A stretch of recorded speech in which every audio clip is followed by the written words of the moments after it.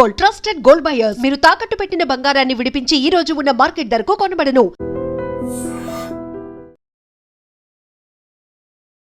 Welcome to IT news. This is Pawan. 10 మంది ఎమ్మెల్యేల పైన అనర్హత వేటు పడిన విషయం మీ అందరికీ తెలిసిందే. గతంలో కూడా ఈ టాపిక్ మీద చాలా చర్చలు జరిగాయి. చాలా మంది పబ్లిక్ కూడా రియాక్ట్ అవ్వడం జరిగింది. దీనిపైన ఈరోజు ఒక 5గురికి మాత్రము అనర్హత పిటిషన్పై ఫైనల్ నిర్ణయం ఇవ్వబోతున్నారు స్పీకర్ అని చెప్పేసి. మార్నింగ్ మొత్తం సమావేశాలు అయ్యాయి. 3:30కి వాళ్ళు రావడం జరిగింది. తర్వాత యథావిధిగా వీళ్ళు బీఆర్ఎస్లో లేరు అని చెప్పేసి చెప్పడం జరిగింది. మరి ఎందుకు లేరు అంటే వీళ్ళ పేర్లు ముఖ్యంగా చెప్తాను చూడండి. బీఆర్ఎస్ ఎమ్మెల్యేలు ఎవరంటే అరకిపూడి గాంధీ, తెల్లం వెంకట్రావు, బండ్ల కృష్ణమోహన్ రెడ్డి గారు, ప్రకాష్ గౌడ్, గూడెం మహిపాల్ రెడ్డి. వీళ్ళ 5గురు అంటే కాంగ్రెస్ పార్టీకి ఒబీడియంట్గా ఉన్నారు. డైరెక్ట్గా వీళ్ళు ఇన్వాల్వ్ అయ్యి లేరు. అంటే ఏ విషయంలో అయినా కావచ్చు, మన ఓట్ల విషయంలో అడిగే విషయంలో కావచ్చు, ఎప్పుడైనా elections Congress A election by election జరిగినప్పుడు కావచ్చు, ఏ తదుపరి విషయాలైనా సరే, ఏ మీటింగ్లు అయినా సరే వీరు అఫీషియల్గా లేరు, కాంగ్రెస్లో లేరు, కాంగ్రెస్కి ఒబీడియంట్ అయి ఉన్నారు అంతే. అంటే అధికారంలో ఉన్న పార్టీ కాబట్టి నార్మల్గా ఉన్నాము అని చెప్పేసి అయితే వాళ్ళకి తీర్పు ఇవ్వడం జరిగింది. స్పీకర్ కూడా అదే చెప్పడం జరిగింది. ముఖ్యంగా మరి ఎవరి విషయంలో ఇష్యూ కొంచెం గట్టిగా ఇష్యూ అయ్యే ఛాన్స్ ఉంది అంటే మన ఖైరతాబాద్ ఎమ్మెల్యే, అదేవిధంగా గాంధీ గారి విషయంలో అయితే ఈ విధంగా జరిగే ఛాన్స్ ఉంది.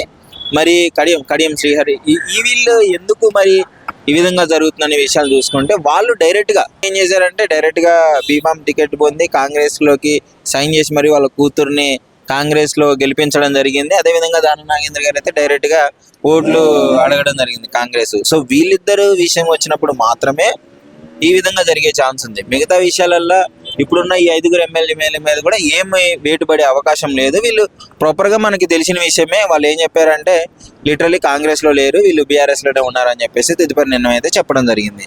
మరి ఎందుకంటే హైకోర్టు ప్రెషర్ పెడుతుంది కాబట్టి ఫస్ట్ ఈ 5గురిని ఎంచుకోవడం జరిగింది. నెక్స్ట్ 5గురిలో ఇక ఇద్దరు మాత్రము మీ ఇద్దరికి తెలిసిందే. ఆ ఇద్దరు మాత్రము డెఫినెట్లీ అనర్హత వేటుపడే ఛాన్స్ ఉంది. మరి వాళ్ళు రాజీనామానే దిక్కు. ఇంకా లాస్ట్ ఆప్షన్ వాళ్ళకి రాజీనామా చేసి బల నిరూపణ చేసుకోవాల్సిన అవసరం ఎంతైనా ఉంది. దీనిపైన పబ్లిక్ ఏమంటున్నారో అడిగి తెలుసుకుందాం. నమస్కారం అండి. అనర్హత వేటుపడి 10 మంది ఎమ్మెల్యేలు 5గురు అయితే ఈరోజు స్పీకర్ తుది నిర్ణయం తీసుకున్నారు. సో వాళ్ళపై అయితే అనర్హత వేటు పడలేదు అని చెప్పేసి క్లియర్గా అర్థమవుతుంది మనకి. ఏంటి దాని గురించి ఏమనుకుంటున్నారు? ఫస్ట్ ఆఫ్ ఆల్ అనర్హత వేట్ అనేది కోర్టు నుంచి వచ్చిన ఆర్డర్ ప్రకారమే కదా. అంటే కోర్టు దగ్గర ఏదో ఒక ప్రూఫ్ చూపించాలి. ఊరికనే వీళ్ళ మీద వేయాలి, వాళ్ళ మీద వేయాలని చెప్పేసి లేదు కదా. ఏదో ప్రూఫ్ లేనిది మనం ఏం మాట్లాడతాం. ఇప్పుడు ఏదైనా కానీ మనకు తెలిసింది ఇద్దరి మీదే, నాగేంద్ర గారు అని, కడియం శ్రీహరి గారు అని చెప్పేసి. వీళ్ళిద్దరు మాత్రమే మేబీ కాంగ్రెస్ జాయిన్ అయ్యారు అని చెప్పేసి అక్కడక్కడ చూసాగా తెలుస్తుంది మనకు. మిగిలిన వాళ్ళలో ఎవరిది కూడా అఫీషియల్గా అయితే మనకేం తెలియదు. ఇప్పుడు మీరు కక్షపూరితంగా వీళ్ళు ఏమైనా బీఆర్ఎస్ వాళ్ళు చేయాలనుకుంటే తప్ప వాళ్ళ మీద చేయడానికి అంటూ ఏం లేదు. అదే విషయాన్ని అసెంబ్లీలో చెప్పారంటారు. వీళ్ళు 5గురికి అయితే మనం ఏం చేయడానికి వీల్లేదు, వీళ్ళు బీఆర్ఎస్లోనే కొనసాగుతున్నారు కాంగ్రెస్ తరఫున అని చెప్పి ప్రూఫ్స్ లేవు కాబట్టి అని చెప్పేసి. ఈవెన్ నేను చెప్పేది చూడండి, ఏది ఉన్నా కానీ ఆన్ పేపర్ ఉండాలి. అది అసెంబ్లీకైనా కానీ ఈవెన్ కోర్టుకైనా కానీ. అసెంబ్లీ అర్హత వేటు వేసింది అనుకోండి, వీళ్ళు క్లియర్గా కోర్టుకు వెళ్ళిపోతారు. మీరు చెప్పిన ప్రకారం మేము వాళ్ళకి సపోర్ట్ చేసి ఉంటే మమ్మల్ని చూపించండి అని చెప్పేసి. అది జరిగింది అనుకోండి, బీఆర్ఎస్ మీదే ఇంకా దెబ్బ పడుతుంది. వీళ్ళు సేఫ్. జస్ట్ వీళ్ళిద్దరు మాత్రమే చూసుకోవాల్సింది. వీళ్ళు ఎటు వెళ్ళాలని చెప్పేసి ఐదర్ రిజైన్ చేయాలన్నా లేకపోతే అనర్హత వేట్ అనేది పడాలని చెప్పేసి. ఇప్పుడు దీని గురించి వాళ్ళే ఆలోచించుకోవాలండి, మనం చెప్పగలుగుతామా ఏమన్నా? రాజీనామా పెట్టినప్పుడు గెలుస్తారా గెలవరా అనేది పాయింట్. దాని గురించి నేను చెప్పదలుచుకున్నానండి ఒకటే. ఇప్పుడు వీళ్ళు కనుక వీళ్ళు రాజీనామా చేస్తే బీఆర్ఎస్ తరపు నుంచి అయితే ఖచ్చితంగా గెలవరండి. ఇప్పుడు క్లియర్గా నడుస్తుంది రేవంత్ రెడ్డి గారి ప్రపంచం. మొన్న జూబ్లీస్ రిజల్ట్స్ మనం చూసాం క్లియర్. గెలుస్తారా మరి? ఖచ్చితంగా గెలుస్తారు, నో డౌట్. దాంట్లో నేను చెప్పబోయేది అదే అన్నట్టు. మొన్న జూబ్లీస్ రిజల్ట్స్ చూసుకుంటే మొదట్లో స్టార్ట్ అయినప్పుడు సానుభూతి ఓటు అనేది క్లియర్గా ఉన్నాయి, అక్కడ గెలవడం అసాధ్యం అని చెప్పేసి. అది ఎప్పుడైతే రిజల్ట్స్ అంటే అనౌన్స్ చేశారో ఈ ఎలక్షన్స్ రాబోతున్నాయని చెప్పేసి, అది జరిగిన 10 రోజులకు పరిస్థితులు ఎలా మారాయంటే 100-200 ఓట్లతో ఎవరైనా గెలవచ్చు అని చెప్పేసి.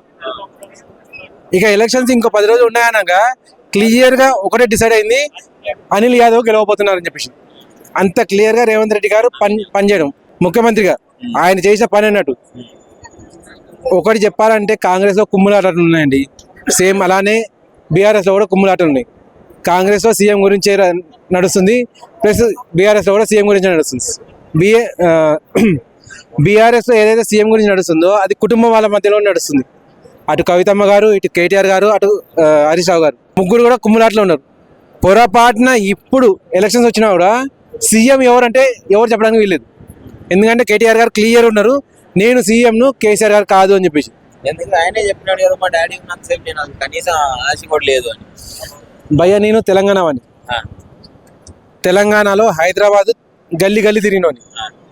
ఈ గల్లీ గల్లీ తిరిగినప్పుడు ఎప్పుడైతే బీఆర్ఎస్ అధికారంలో ఉందో ఎలక్షన్స్ కంటే మహా అంటే వన్ ఇయర్ 1.5 year ముందు ప్రీ ప్లాన్ అన్నది ఇది మొత్తం జరిగింది.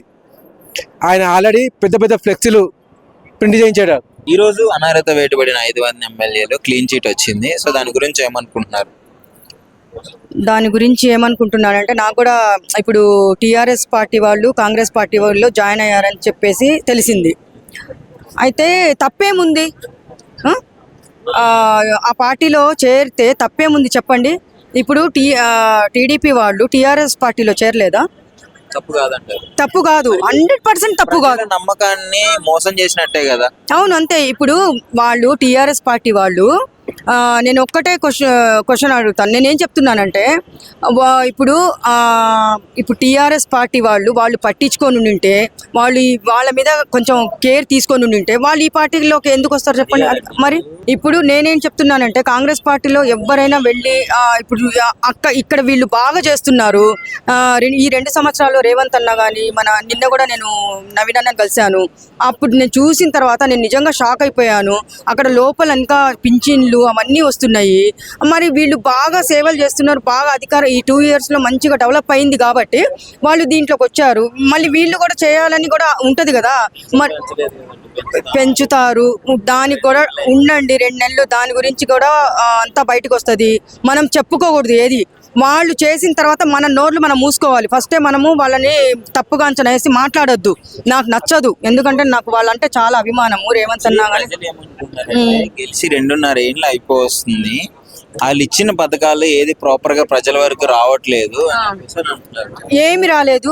చూడండి, నేను చూసినంత వరకు రేషన్ కార్డులు రాలేదు, మాకు ఇవ్వలేదు అన్న వాళ్ళే ఈ రోజు నాకు ఫోన్లు చేసి, మేడం మీరు ప్రజాభవన్ ఎంత మందికి, నిన్న కూడా మన నవీన్ అన్న వాళ్ళ ఇంటి దగ్గర చూశాను, రేషన్ కార్డులు వచ్చినాయి, మా డబల్ బెడ్రూమ్లు వస్తున్నాయి, మళ్ళీ ఇంకోటి పింఛన్లు ఒకటి స్టార్ట్ అయినాయి, కళ్యాణ లక్ష్మి ఒకటి, మళ్ళీ ఇంకా చాలా పథకాలు ఉన్నాయి. అవన్నీ అమలు చేస్తున్నారు. అక్కడ అప్లికేషన్స్, బస్సు కూడా ఫ్రీ ఇచ్చారు. అప్లికేషన్స్ వచ్చి రాస్తుంది. నా కళ్ళతో నేను చూశాను. చూసినప్పుడు అన్నతో నేను చాలాసార్లు అన్నని కలిశాను, నవీన్ అన్నని.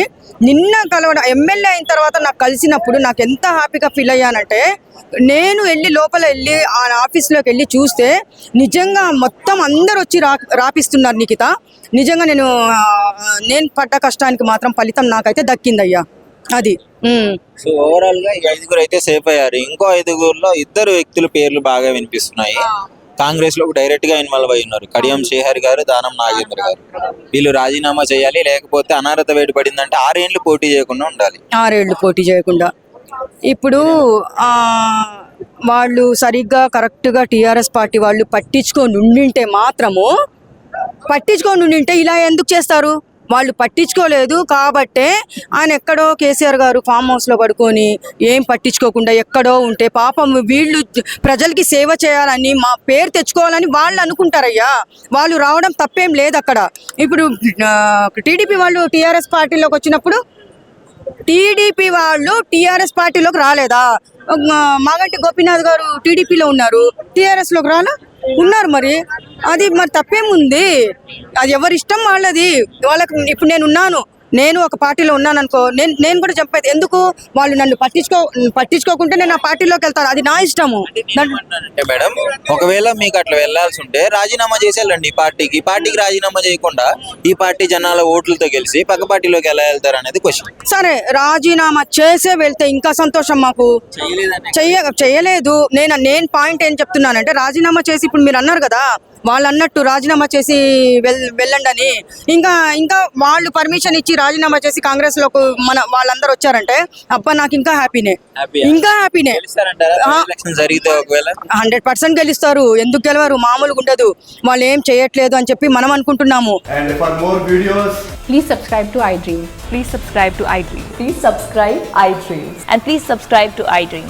For more videos, subscribe to iDream. please like, share and subscribe to the channel. Congratulations, iDream. Subscribe to iDream. Subscribe to iDream. So subscribe to iDream Media. iDream ki iDream team andarki huge congratulations. Please subscribe iDream Media. Please subscribe to iDream. Subscribe iDream. Please subscribe to iDream. iDream అంటే నా కళల ఛానల్ను subscribe చేసుకున్న నోరు తిరుగుతలేదు.